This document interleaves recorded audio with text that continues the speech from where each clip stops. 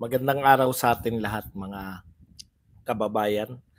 Saan man panig kayo ng daigdig naron, dito na naman tayo sa another episode ng ating vlogs, Badong Aratelis po. Pag-uusapan natin ngayon, ito po, no, ang pagpipilian po natin sa totoo lang po, yung panibagong pambubudol ni BBM or yung real talk ni Tatay Digong. No? Nagsalita po sila, pinapipili po ang mamamayang Pilipino, pareho yung parehong leader ng administrasyon at leader. Sa tapat ba kayo o dito kayo sa pinaiikot lagi ang inyong mga utak? Pag-usapan din po natin, sa totoo lang po ako naniniwala na mas marami po ang sumusuporta sa mga ayaw tayo bigyan ng chance para hindi lumaban ng parehas itong mga kalaban natin. Okay na ba? Mag-1 naman kayo kung okay na. Hintayin-hintayin lang natin. Gaganda rin yan.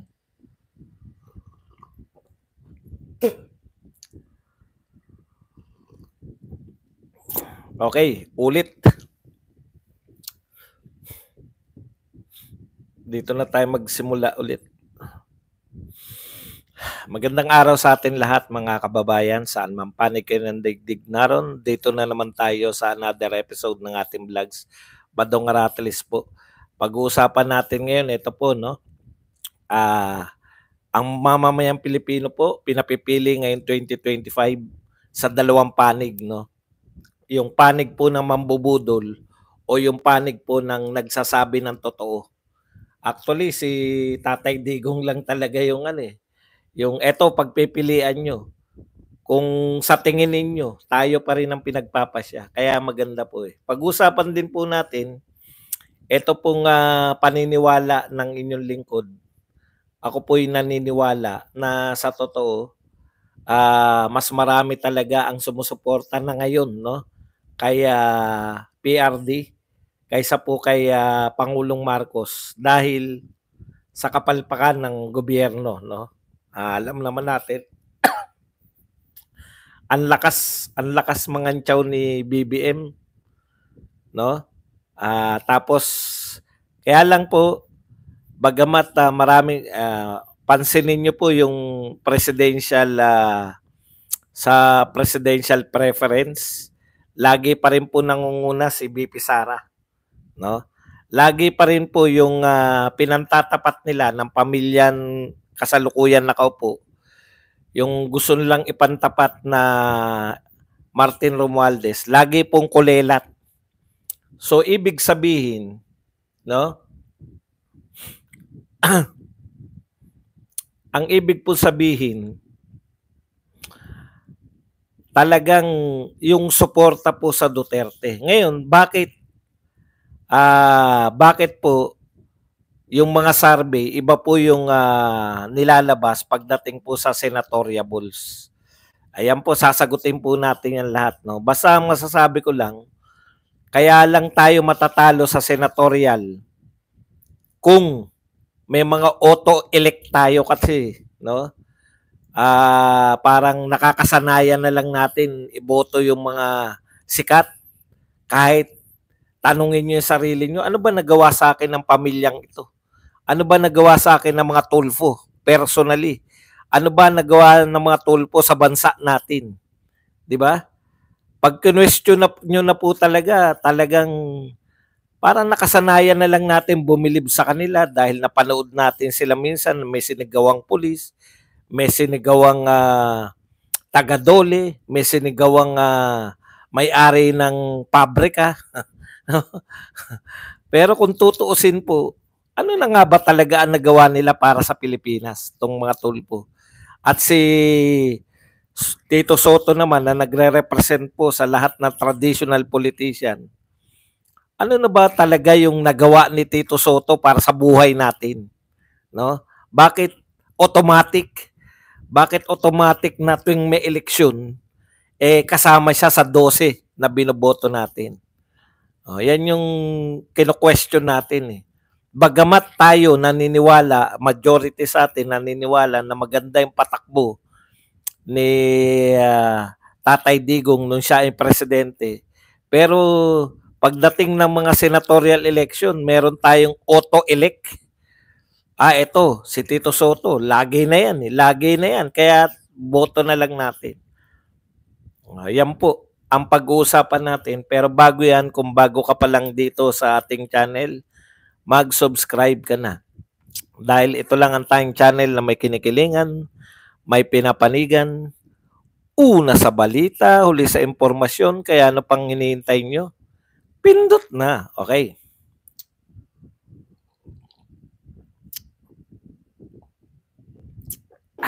Napakasarap ng kape. Pag-usapan natin, no? May hinahain po yung dalawang magkasunod na Pangulo ng Pilipinas na pagpipilian nyo. Unahin na po natin si BBM. Ito po ang sinabi ni BBM. Suriin nyo po mula po sa kanilang sinasabi kung anong uri ng pagkatao meron itong mga to, no? At magmula po dyan, iboto natin yung mga kandidato nila batay sa paniniwala nila. Ito po. Sabi ni BBM, tayo ngayon ay nasa 100. Hindi mga matulain ng ating paglalakbay bilang isang malayang bansa. Alam niyo, wala akong kabilib-bilib sa mga matulaing mga ganyan, mga matulain na ganyan. Gusto ko direct to the point. PI kayo, papatayin ko kayo. Yung mga ganong speech ang gustong-gusto ko. Pero itong mga matulain na to, ala Lenny, baka ang scriptwriter mo na BBM, scriptwriter ni Lenny. Tayo ngayon ay nasa 100 ng ating paglalakbay bilang isang malayang bansa. Bilang isang sambayanang may dangal, may sipag at may talino. Tayo ba ay papayag na babalik sa panahong gusto ng kung kailan gusto ng ating liderato na maging probinsya tayo ng China? Eto po. Babalik ba tayo sa nakaraan na binubugaw ng ang ating bayan bilang isang sugalan ng mga dayuhan? Ito po, nakasentro po ang buong kampanya ni BBM para sa kanyang mga senador sa anti-China sentiment. Gatas na gatas po sa kanila yung anti-China no? Sa tingin nila, ang labanan sa senatoriables, ipakilala mo na pro-China tong mga kalaban, tapos tayo ay anti-China, mananalo na tayo. Alam niyo po, yan po ang pinakamasaklap sa lahat, no? Punong-puno po ng pambubudol yan. Yung statement ni Marcos na nasa 100 tayo, na malaya tayo, alam mo, nakalagitnaan ka na, sa totoo lang, nasa kalagitnaan ka na ng panunungkulan mo. Ano na ang nagawa ng gobyerno mo para sa Pilipino, hindi po para sa kung anong dayuhan. No? Wag po kayong yung batayan na yan, nakabatay sila lahat sa survey. Walang kamatayang survey. Kasi may survey na ang Pilipino daw ay anti-China. Pag kumakalamang sikmura ng mga Pilipino, wala nang pro at anti-China dyan kung sino po magkakabusog sa kanila. Pag bumalik po, katulad po nito, balik na naman tayo sa krimen. Balik na naman tayo sa droga. Balik na naman yung mga dating gawin ng mga magnanakaw sa gobyerno. No? Na nawala na nung panahon ni Tatay Digong. Bakit hindi tungkol sa gobyernong matuwid? Bakit hindi yung tungkol sa kawalan, yung paglaban sa droga? Yun ang gusto ng mga tao. Yung sinasabi mo na magiging probinsya tayo, tapos na yung panunungkulan ni Duterte, naging probinsya ba tayo? Kung pinapipili mo kami sa joke ni Duterte at sa kapalpakan ng gobyerno mo, dito na kami sa nagjo-joke. Kasi sentro ng atake mo yung joke ni Duterte na tayo maging probinsya ng China.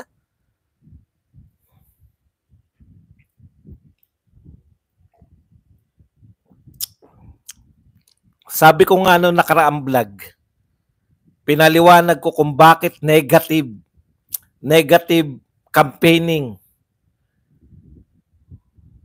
black propaganda ang inaatupag ni Marcos.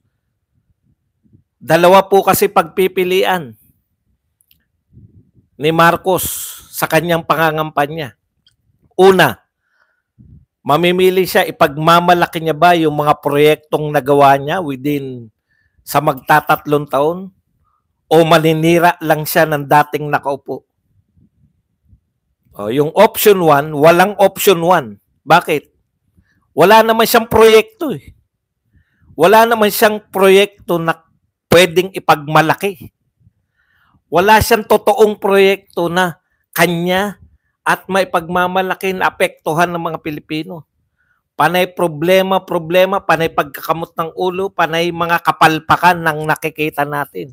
Brownout sa NAIA, kapalpakan ng mga DOT, kapalpakan ng mga kung ano-anong gobyerno, kapalpakan ng flood control, kapalpakan ng pagtugon sa pangkaraniwang bagyo pa lang. Ang bagyo po ay taon-taon may dumadaan sa atin 20 mahigit na bagyo. Yung ba naman hindi mo pa ma-anticipate? Kada may babagyo, may problema. Ansesimple lang. Wala nang ine-expect sa'yo. Hindi na kami naghanap ng 20 pesos na kilo ng bigas dahil alam namin na hindi mo kaya. Hindi na kami naghanap ng 1 million pa bahay dahil alam namin hindi mo kaya. Hindi na kami naghanap ng mga bagong infrastructure dahil alam namin hindi mo kaya. Walang kakayahan. Pero despite na walang proyekto, despite na wala pong nakikita tayo, wala silang may pagmamalaki, ay panay pa rin, wala pang pandemya, panay pa rin ang utang, panay pa rin ang pagbebenta ng mga kagamitan ng Pilipinas. Ari-arian ng Pilipinas, pag umalis si Marcos, ubos na. Wala na tayong ari-arian. Alam niyo po bang ibebenta ngayon? Lahat na po ng lupain ng Pilipinas, pati 200 square meter, ibebenta. Ano po yung pangangailangan natin? May pandemya ba? May matindi ba tayong kakulangan? May proyekto ba kayong pinagagawa para paggamitan? Wala. Ayuda lang, ayuda. Tapos sasaluhin na lang. Mamili kayo. Ang gusto nyo ba yung sumusuporta sa China? O tayo na walang ginagawa? O kaming walang proyekto? O kaming mataas ang presyo? O kaming nakaw dito, nakaw doon ang gobyerno? Magtapat ka naman sa mamamayan. Wala kang nalutas na problema, kusa na lang, nakalimutan na lang. Nalutas mo ba yung problema? Ano ba yung unang tumaas? Sibuyas? Nalutas mo ba yung problema ng bigas? Nagkusa na lang, nakasanayan na lang ng tao eh. Tapos ngayon, mambubudol ka na naman. Si Duterte daw na gustong maging probinsya tayo ng China. Kailan naganap yan? Nag-apply ba si Digong? Anong balita? Asan yung balita na yan? 6 na taon si Digong. Bakit hindi tayo naging probinsya kung gusto ng Digong na probinsya tayo? Yun yung mamili po kayo. Dito sa gobyernong binubola ko kayo.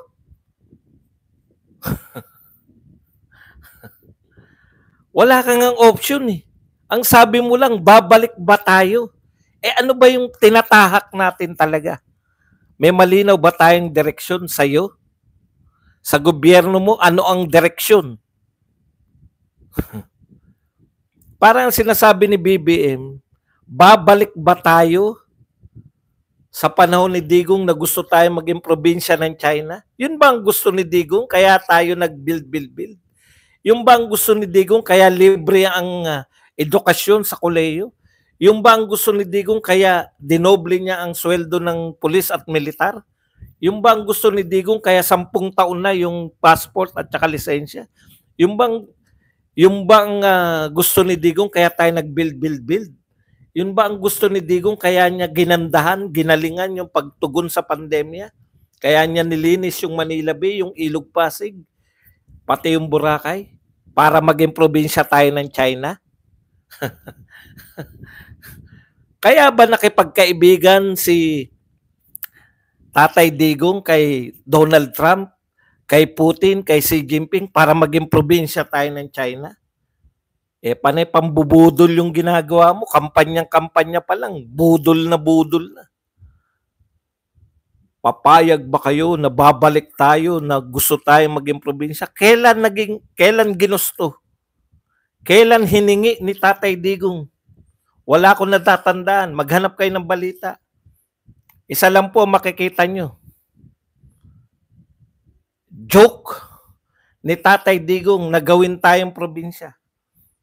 Minsan lang siyang nag-joke na ganun. Hindi na inulit.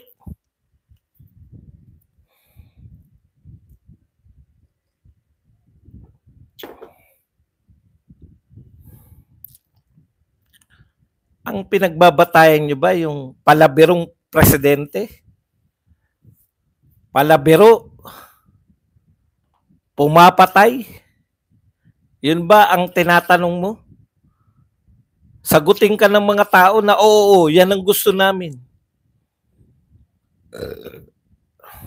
Ano po ang sinabi naman ni Tatay Digong? Saan naman tayo pinapipili? Actually, si Tatay Digong lang talaga yung tunay na nagpapapili. Tignan niyo yung sinabi niya. Kung sino talaga yung tapat. Kung mas mababa ang presyo ngayon ng pagkain, iboto natin ang yung kandidato ni Marcos. Kung mas madali maghanap ng trabaho ngayon sa panahon niya, then dun kayo sa kanya. Kay Marcos to. Kung sa panahon na ito, kampante ka at maglakad ng walang takot, nakakapasyal ka maski saan, huwag mo nang bitawan si Marcos, piliin mo na yung kandidato niya. Napakasimple po na sinasabi ni Tatay Digong. Kung mababa ang presyo ng bilihin, kung madaling makahanap ng trabaho ngayon, at kung hindi ka takot, mamasyal ka hating gabi, iboto nyo yung kandidato ni Marcos. Pero kung baliktad po ang sitwasyon ng Pilipinas, bakit nyo iboboto yung kandidato ni Marcos?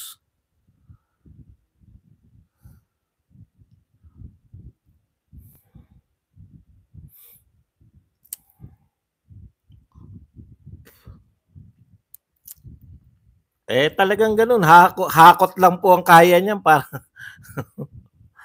makapangampanya. Sana yung mga hinakot sumigaw ng Duterte. Ang tuwa ko lang pag yung mga hinakot, no, tapos sumigaw ng Duterte.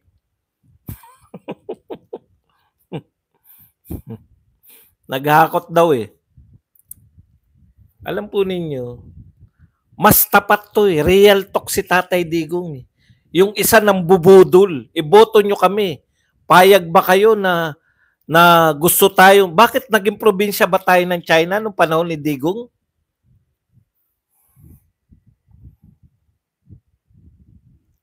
Pinagmamalaki ni BBM yung kapalpakan niya sa West Philippine Sea. Actually, kapalpakan nila yan eh. That's failure of anong tawag doon? Diplomatic relationship. Failure sa diplomatic relationship. Kaya tayo binibomba ng mga yung mga barko natin, kaya binobomba ng water cannon.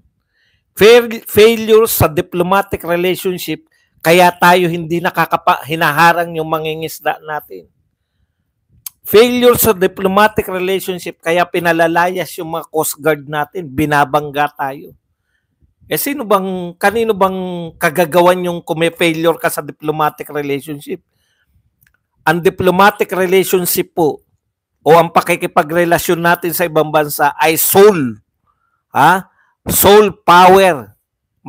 Ang tanging may kapangyarihan lang po na makipag-ugnayan sa ibang bansa ay ang presidente ng Pilipinas.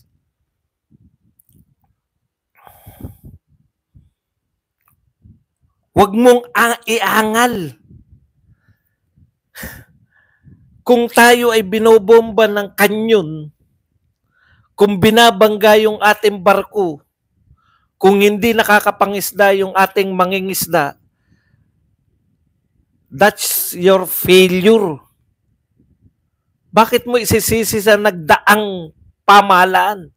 Samantalang sa nagdaang pamahalaan, hindi tayo kinakanyon, hindi tayo binabangga, at hindi hinaharangan yung ating mga mangingisda. Yung failure mo, sinisisi mo pa sa iba.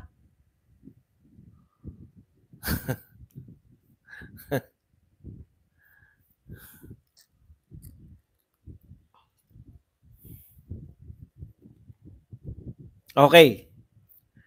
Badong, kung yan lang ang pagpipilian, mananalo talaga yung mga kandidato natin. Tama po kayo. Kung ang pagpipilian nyo lang yung pambubudol ni Marcos, bakit iboboto yung kanyang tauhan para hindi raw tayo maging probinsya ng China?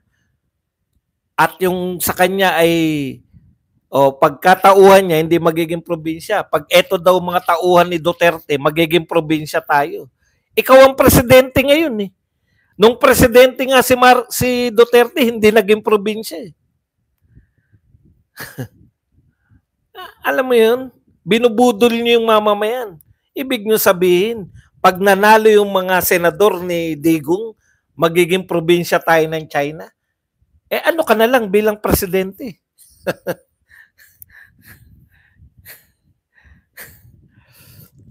Halatang-halatan ng bubudol eh. Kung binubudol tayo niyan at okay lang sa mga kandidato niya, bakit nyo sila iboboto? Nakikiayon sila sa pambubudol. Nung presidente nga si Duterte, hindi tayo naging probinsya ng China. Ngayon pang ikaw ang presidente, papayag ka ba bilang presidente?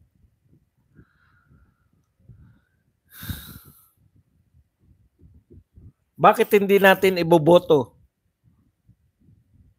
Bakit tayo matatalo pa rin? Kung ang konsepto natin, sinasaksak sa atin kahit ng mga vlogger na sinasabi nating pro-Duterte, ito ang sinasabi sa atin, naku, hindi tayo dapat mag-straight kasi pag straight, utot nyo. Dapat mag-straight tayo ngayon dahil kailangan natin ng boto. Tignan nyo, inuunti-unti tayo. Gusto nyo ba artista? Hindi kalaban to ha. Mga vlogger pa natin to eh. Ayoko, iboboto ko yung mga kandidato ni Duterte pero hindi ako boboto na artista. Scratch si ini-scratch si Philip Salvador. Iboboto ko mga kandidato ni Duterte pero ano ba nagawa ni Bato tsaka ni Bongo nung sila yung senador? Ini-scratch si Bongo tsaka si Bato. Iboboto ko yung mga kandidato ni Duterte pero baka naman hindi sila manalo. Scratch na lahat. Sino pa iboboto natin Duterte? Mali po yung ganyang katwiran. Kung naniniwala kayo sa sinabi ni Tatay Digong, ulitin ko lang yung sinabi ni Tatay Digong para talagang makulta yung utak nyo. Ito sabi ni Digong kung mas mababa ang presyo ngayon ng pagkain, iboto nyo yung kandidato ni Marcos. Kung mas madali maghanap ng trabaho ngayon sa panahon niya, then dun kayo sa kanya. Kung sa panahon na ito, kampante ka, ito pinaka-importante. Kung sa panahon na ito, kampante ka, na maglakad ng walang takot, nakakapasyal ka maski saan, huwag mo nang bitawan si Marcos. Piliin mo na yung kandidato niya. Pero kung hindi po yan yung nararamdaman nyo, iboto nyo straight Duterte. Ganun lang po kasimple yun. Huwag nyo pong, alam nyo, sanay na yan. Tignan po ninyo. Kahit wala po silang sinasabing gagawin, kahit wala po silang may pagmalaking ginagawa, unahin na natin si Tito Soto. Si Tito Soto po ang pinaka Siya na po ang mukha ngayon ng traditional na politician. Sikat, matagal ng senador, pero ano talaga na contribute niya sa Pilipinas? O, eto sinabi niya, yung record ko will speak for itself. Kita mo? Ano ba record mo talaga? Na ikaw pinakamatagal ng senador? Never absent, never late. Yun na yun, never absent, never late. I am the only Senate President or Senator who was never absent. Yun pala ang kanyang pinagmamalaki. And never late even during the crisis, even during the pandemic. I make sure that the votes that give me, I will be trustworthy. Alam niyo po, sa panahon po na matagal ka ng senador, magbigay ka man lang ng naramdaman ng mga tao. Dahil po sa tagal kong naging senador, ito po yung mga batas na pinapakinabangan natin ngayon. Wala siyang absent, wala siyang late.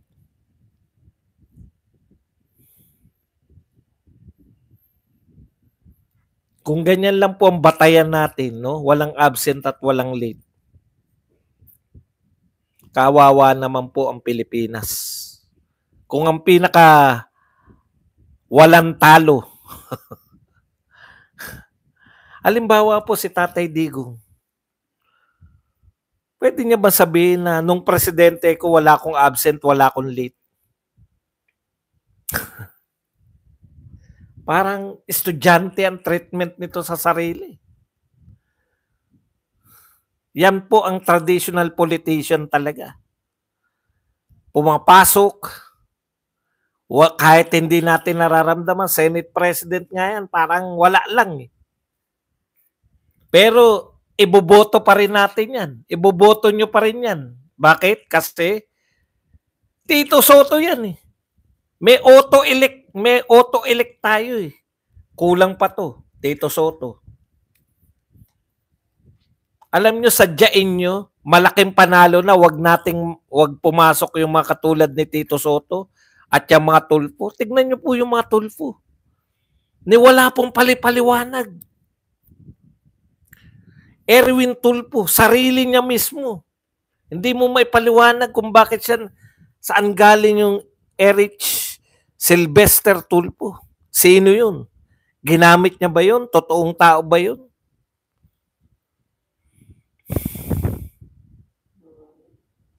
Sarili mo nga, pinipeke mo yung identity mo eh.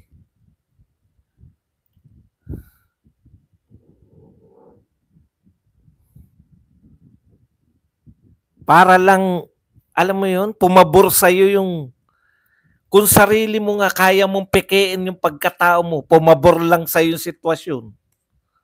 Sarili mo. Yung sinasabi niyang TNT siya, hindi po nagpaliwanag yun ng kanyang bakit siya nameke.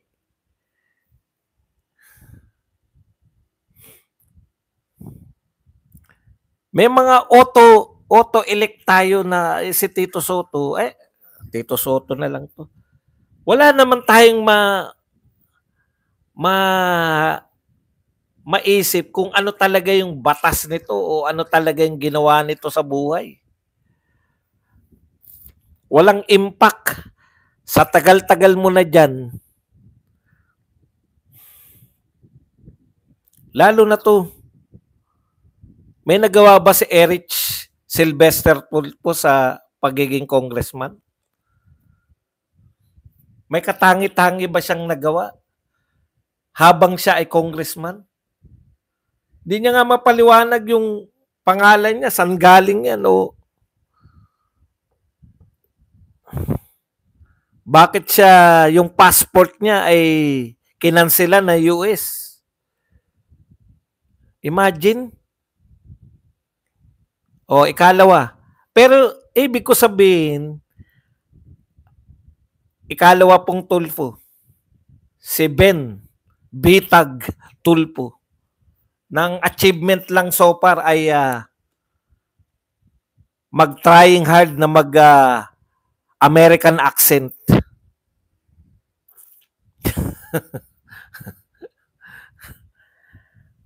Ang dami na pong matatapang eh.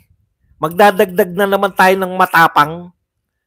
Tinanong naman siya. Ito napaka-danger dito sa mga tulpo na to eh. Yung isang tulpo, hindi niya mapaliwanag kung bakit siya tinanggalan ng passport, US passport. Ito naman si Ben Bitag. Tinanong siya tungkol sa, simple lang po payag ka ba sa ano? Payag ka ba sa, ay ano masasabi niya sa political dynasty? Oh, nag-English with American accent.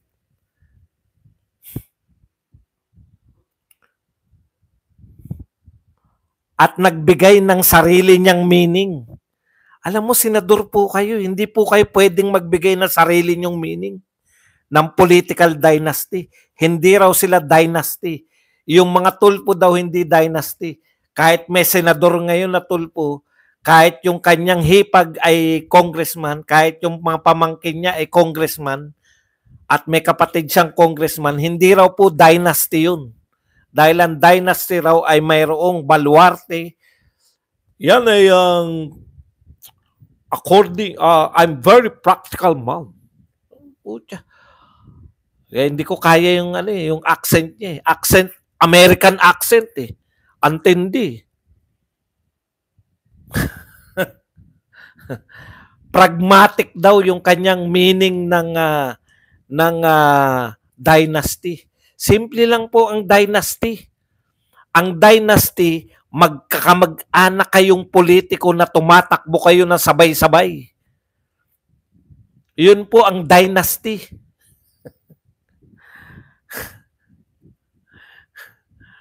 Hindi mo pwedeng sabihin na meron kang pragmatic na meaning ng dynasty. Patay tayo dyan. Paano pag nagkapag-debate yan?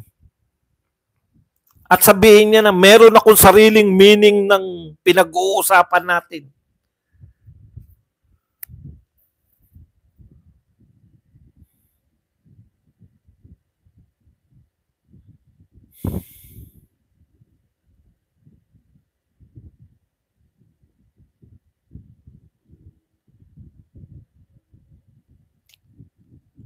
Hanggat binoboto natin yung mga tulfo at yung mga katulad ni Soto na trapo, matatalo talaga tayo. Kahit na mas marami na yung Duterte supporters, kahit na marami nang umaayaw kay Marcos, pero dahil pinag-iiba natin yung personality ni Tito Soto at ng mga si Tito Soto lang ang binabanggit ko, pero yung kasama na niya yung mga traditional na politician. Bong Revilla, Lito Lapid, Lacson, si Abalos, mga Villar, mga Binay. Siya lang yung nagre-represent kasi talagang siya yung pinakasikat dyan sa traditional politician. Ibang kaso po kasi itong mga tulfo. Yung mga tulfo po kasi may sarili silang mundo. Iba yung kahulugan nila ng wala akong nilalabag na batas. Wala nilalabag na batas. Sabi ng US, sabi po ng ng Amerika, ikaw ay nameke ng mga papeles para nung nag-apply ka ng US passport, kaya kinakansela yung US passport mo. Pero sa tingin niya, wala pa rin siya nilabag na batas. Yung isa naman, may sariling meaning ng dynasty. Kaya hindi raw dynasty yung mga tulfo. Dahil meron siyang sariling meaning ng dynasty. So, ang mangyayari po niyan, dahil may kakaiba silang mundo, patay tayo rin. Pag sinabi ni Ben Tulfo, hindi yan ang meaning ko ng divorce. Puta, ubos ta.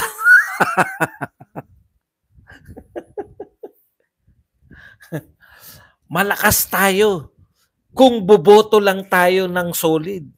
Kung yung Lucky 9 iboboto natin, mananalo po lahat. Pero kung ang iboboto lang natin dalawa, tapos isasama na natin yung mga traditional na politician na nasa kampo ni Marcos, Parang si Marcos ang pinanalo natin.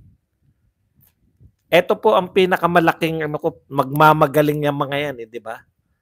Mahusay kami, magaling na kami mga politiko, dapat kami yung iboto nyo. Tanong ko lang, bakit nyo sila iboboto kung ang pinili nilang kampihan ay si Marcos at hindi si Duterte? Di po ba? Mayroon po silang, tatanggapin po sila pareho. Mayroon po silang chance para mamili. Halimbawa si Tol, tinakwil yung mga Duterte. Meron silang chance para mamili. Pero ang pinili nila si Marcos. Tapos sila, pinili na nga si Marcos, tayong mga Duterte, pipiliin pa rin sila.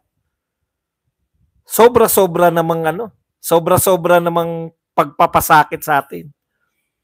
Umaasa tayo na magiging pareha sila dahil yun ang sinasabi nila. Pero ang pinili nila si Marcos. Tanong ko lang, isang practical na tanong. May mga dyan po ba sa mga sikat na politiko under ni Marcos, mayroon ba nagsalita laban sa BICAM? BISCAM?